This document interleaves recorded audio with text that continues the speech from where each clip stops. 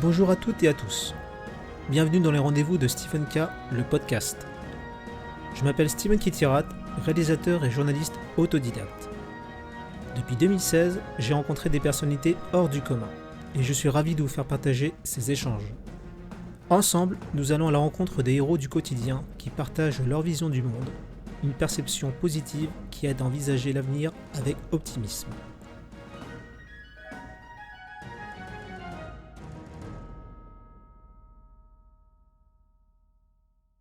Bonjour Eric, Bonjour, merci pour l'acceptation.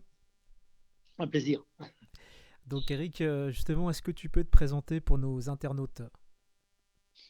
Oui, bon, je m'appelle Eric Baronne. J'ai une carrière de 25 ans de sport extrême en VTT, de vitesse, sur neige, sur terre, des records du monde.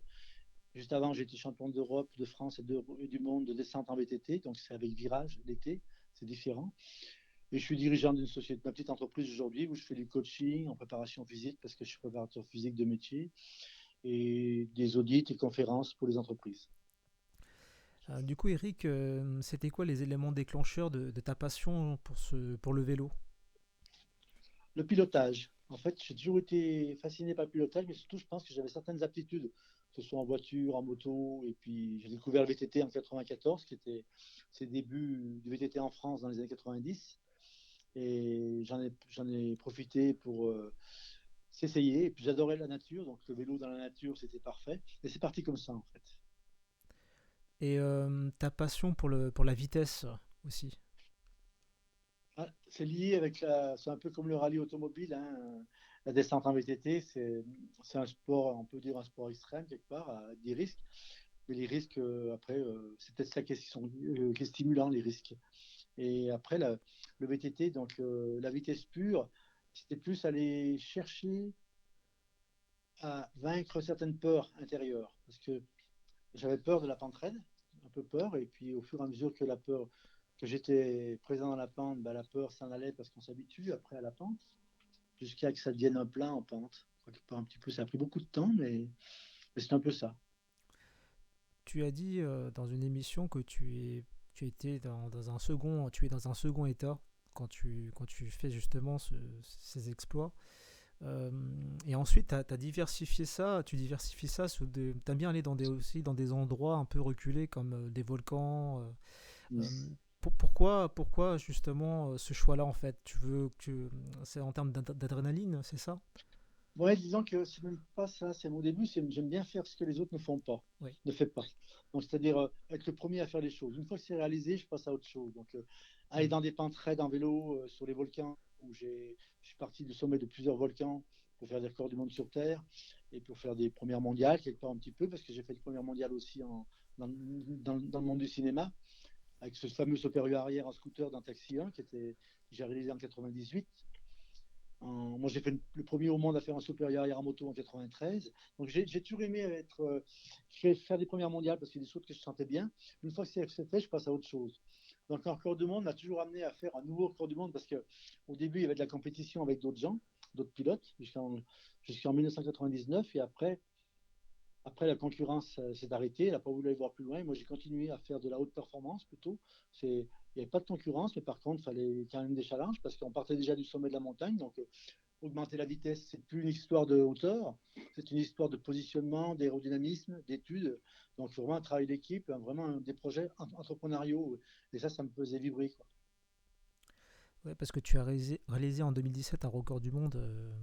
Donc tu as fait ça la nuit, hein, c'est ça. Mais justement, j'ai une Non, j'ai question. fait deux choses. Ouais. J'ai fait la nuit, c'était l'année d'avant, en fait.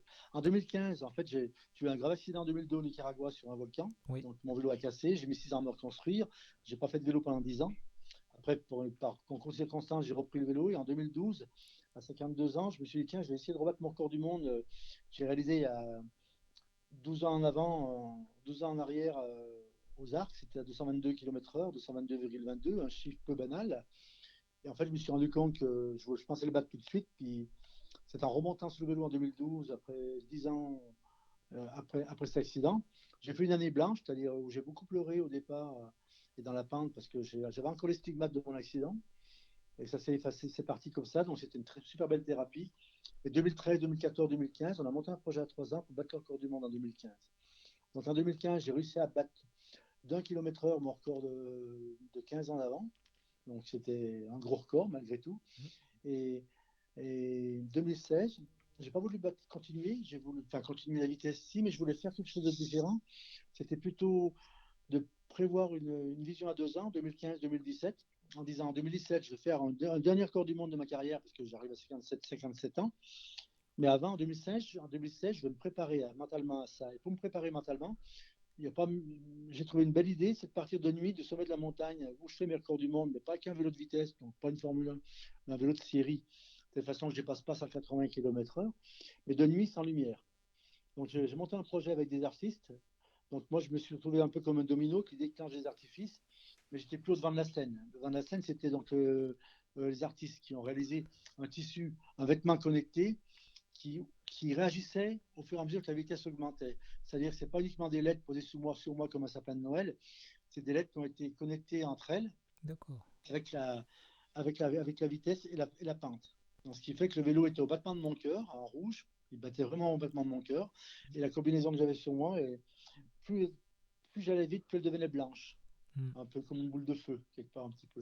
Donc c'était un peu comme une toile de peintre. On a fait ça un soir de pleine lune, le 21 janvier 2016.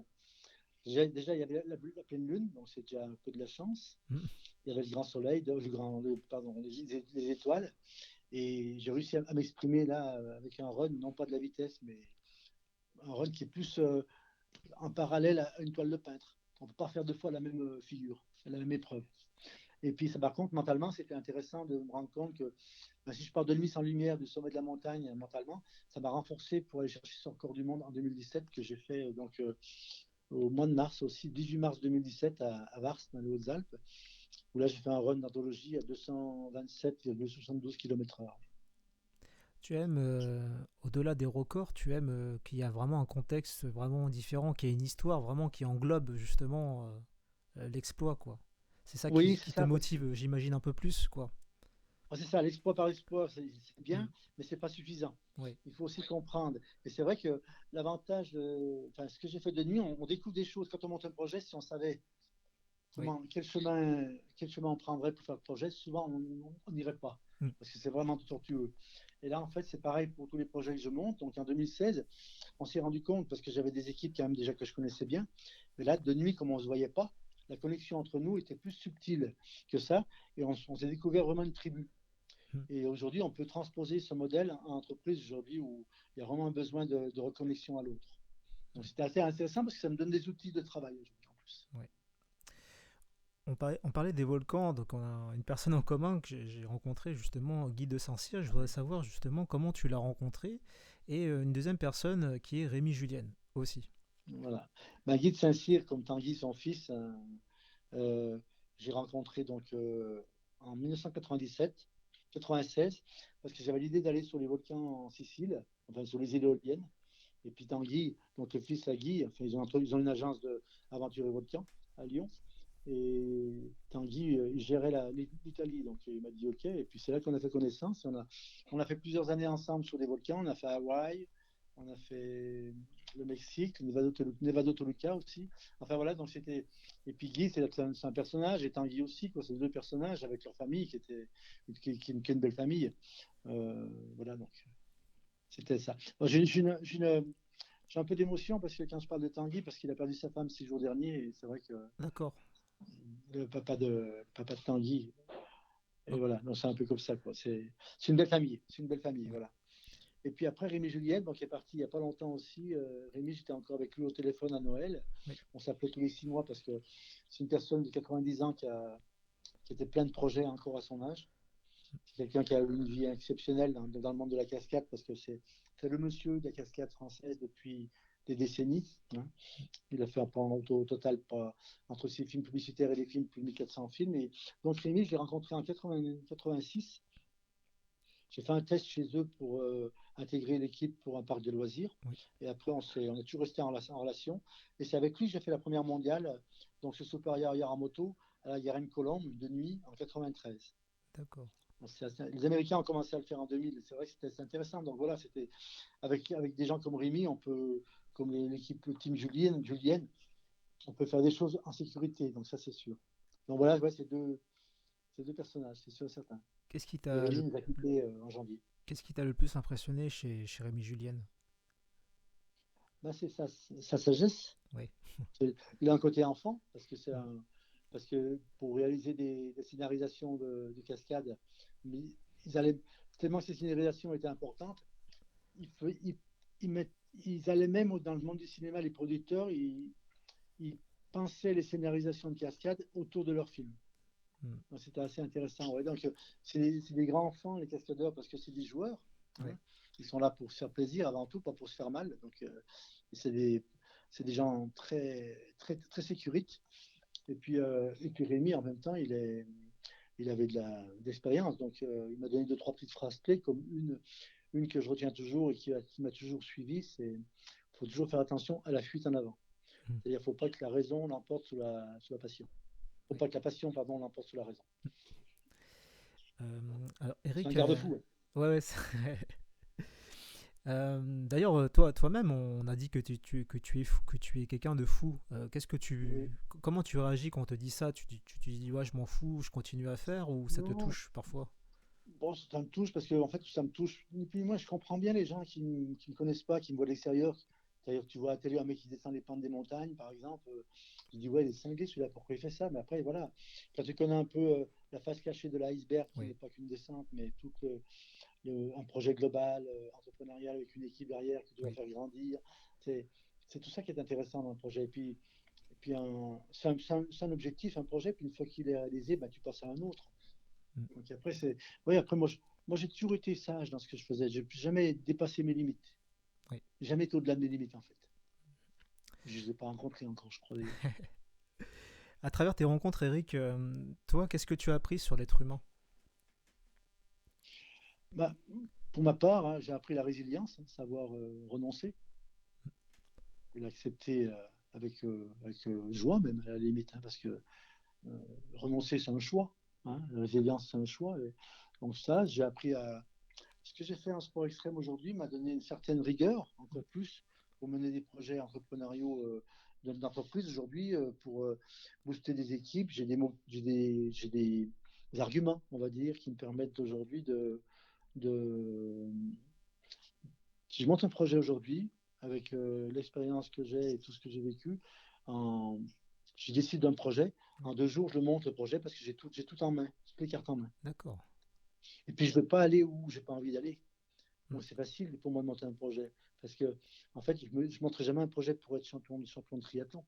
Oui. Vu j'ai une masse musculaire qui est tellement grosse que ben, je ne peux pas courir comme un triathlète. Donc, par contre, faire du pilotage ou de la force explosive, oui, je serais meilleur là-dedans.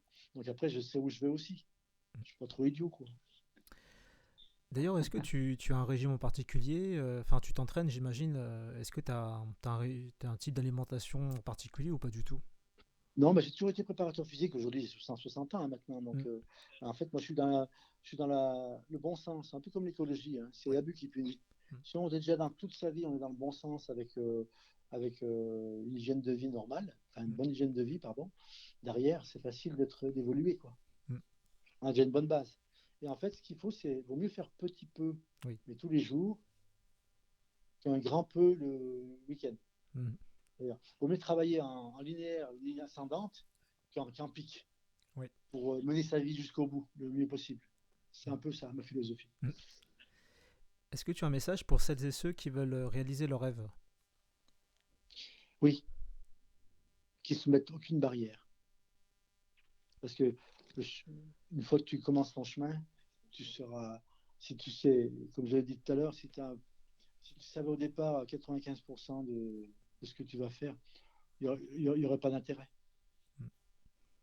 Donc, aller au bout de ses rêves, c'est bien. Après, il y a des rêves accessibles, ça, c'est des projets qui se réalisent, et des rêves inaccessibles qui resteront inaccessibles, mais qui permettent de planer un peu et puis de développer un peu son imaginaire, se laisser aller dans ce genre d'émotions. Pourquoi pas? C'est toujours bon à prendre. Le principal, si c'est positif mentalement, ce sera bien pour le corps et pour la chimie mentale. Mm. Aujourd'hui, Eric, quels sont tes prochains rêves, on va dire? Tu as encore des rêves que tu aimerais Ah oui, réaliser? oui. Moi, j'ai un rêve que j'aimerais réaliser, c'est la traversée de la plus grande forêt canadienne en autonomie. C'est une D'accord. forêt qui fait plus de 1000 km de long, donc grande comme la France. Et voilà, c'est un projet de 3 4 mois ou 5 mois peut-être, à 2 ou 3 potes, je ne sais pas encore, mais voilà. Et pourquoi pas en profiter pour faire des expériences. Voilà, on va voir, pour l'instant, c'est l'idée que j'ai. Après, partir du sommet des montagnes en vélo pour faire des virages dans la discipline que j'ai lancée, Alpine Snowbike, dans 2 3 ans, quand il y aura une Coupe du Monde, ouais, ça me dirait bien encore aussi pour m'amuser en tout cas. Participer sur une Coupe du Monde de rallye, si on me donne un volant, j'y vais tout de suite. Ouais, j'ai encore des rêves, oui. C'est génial. Pourquoi pas? Voilà. Justement, c'est cette envie justement de faire tout le temps des nouvelles choses, ça vient d'où en fait? T'es quelqu'un de curieux de base? Ouais, je suis très curieux à la Mm. base et puis j'aime bien. Je me donne pas de frein. Je me donne pas de frein en fait. Si j'ai envie de faire quelque chose, je dis pourquoi pas moi. Il y en a qui le font, pourquoi pas moi. Ouais. Voilà. Est-ce que tu Faut as pas une regarder. anecdote qui t'a marqué, touché? Plusieurs, j'imagine, mais Oh. Anecdote dans quoi? Dans mon domaine dans ton d'activité, domaine quoi. ou même dans ta vie en général, hein. Ah oui, oui, je suis parti il y a 2 ans en Inde. Et j'ai rencontré le Dalai Lama, qui est quand même pas banal, hein, Oui. personnellement, Mm, mm. avec un groupe VIP. Donc, moi, c'était un moment fort de ma vie. Pas un petit peu. C'est pas du sport, c'est autre chose, mais bon, il n'y a pas que le sport dans la vie, hein. Et qu'est-ce que tu as ressenti quand tu l'as vu? Là, on était 4 jours en initiation, justement, avec son Rinpoché le plus gradé, c'est Sandon, Oui. qui est ton ex-premier ministre, qui nous a éduqués, qui a parlé de sa connaissance autour de plusieurs thèmes, hein, l'intelligence artificielle, l'éducation, l'amour, la joie, tout ça. Et c'était assez intéressant. Et après de rencontrer, on était bien chaud en fait, hein, on était bien dans le bain, dans son village à Dharamsala, aux portes de l'Himalaya. Et après, on a eu la joie et l'honneur, surtout, d'être reçu les 40 dans son monastère, en privé, où il nous a remis l'écharpe. Je ne sais plus quel nom ça a d'ailleurs. Mm. Et là, donc, ouais, c'était un moment fort. Après, il y en a plein d'autres, mais humainement parlant, c'est une personne incroyable, quoi. Ouais. C'est un... Lama, c'est un monsieur comme Sandor Rinpoche, ils ont la connaissance, et c'est des grands enfants en même temps. Et ça, c'est bien, c'est un peu comme. J'ai une petite citation qui n'est pas de moi, mais qu'on m'a offert il y a 20 ans, et elle me correspond bien. C'est: l'esprit d'enfance n'est pas une période de la vie passée qui ne reviendra plus, mais un état d'être qui fait briller les cœurs. C'est ça. Ouais, il est Pas de sur mots. ton site en plus. Qui fait briller le monde. Ouais, c'est ça. Ouais, exactement. C'est ça. Eric, est-ce qu'il y a des choses qui t'énervent, qui t'écœurent dans ce monde? Oui, l'injustice, et l'injustice surtout. Ouais. L'injustice et puis ce manque de, ce manque de partage en fait. Oui. Il y a trop d'individualisme, et bon, c'est le monde moderne qui veut ça aujourd'hui, et c'est vrai que moi je suis mal dans ce monde-là en fait. Moi, j'ai pas l'impression d'être né à la bonne époque. Toi qui as C'est voyagé, longtemps. tu remarques ça plus en France qu'ailleurs? Ou c'est un peu partout Ouais, pareil? dans les pays, non, dans tous les pays développés aujourd'hui, on est quand même vernis, quoi. Hmm. On peut tout avoir, hein. On a plein de choix. Hmm. Des pays qui n'ont pas de choix, des pays pauvres en voie de développement qui n'ont pas de choix, ben, ils sont beaucoup plus heureux que nous, j'ai l'impression. Bon, ça dépend où on place la barrière du bonheur, hein. Oui. Donc Euh, oui, l'injustice, c'est vrai que c'est Justice. Ouais. l'injustice. Ouais, l'injustice. Est-ce que tu aimerais remercier des personnes qui ont fait de toi ce que tu es, Eric, en termes de valeur? Il y a tellement de gens. Toutes les personnes déjà qui ont participé à mon livre, c'est environ une centaine de personnes qui ont, qui ont écrit des choses sur moi, ouais, et qui m'ont mis en valeur. Ouais. Et puis mon équipe rapprochée, hein, qui est Mathias, qui est Marc, qui est Marco, qui est Sam, il y a Hugues, il y a Jérôme, il y a Tristan. Voilà, il y a plein de gens autour de moi pour mon premier record du monde. Je cite que les garçons, mais aussi Muriel, il y a des filles aussi, des femmes aussi. Voilà, donc, ouais, tout le monde. Tous les gens qui ont gravité autour de mes aventures, qui s'y sont baignés, qui ont investi du temps, qui m'ont offert leur service. Il y a plein de gens que, ouais, sur cela, j'en profite pour les remercier, quoi. Mais j'ai pas tous les noms en tête, hélas. C'est vrai que c'est avant tout c'est un travail d'équipe, parce qu'on te voit, Ouais, tout mais ce que il y a plein de gens rien faire derrière. tout seul. Mm. ne serait-ce que monter sur un vélo, il faut être 4 déjà. Donc, Oui. tu prends ton vélo, tu vas acheter le pain, tu montes tout seul sur ton vélo. Moi, il faut être 4 et puis faut pas qu'il y ait de vent, faut que la neige soit dure. Et il faut qu'il fasse moins 20 degrés. Il faut qu'il n'y ait pas. Ah, c'est plein de paramètres un peu embêtants, on va dire. Bah, en tout cas, Eric, je te remercie infiniment pour ton temps et partage, et puis continue à transmettre aussi, c'est important. Merci. Merci beaucoup, en tout cas, Stéphane. Merci beaucoup. Merci à toi, Eric. Au revoir. Merci. Au revoir.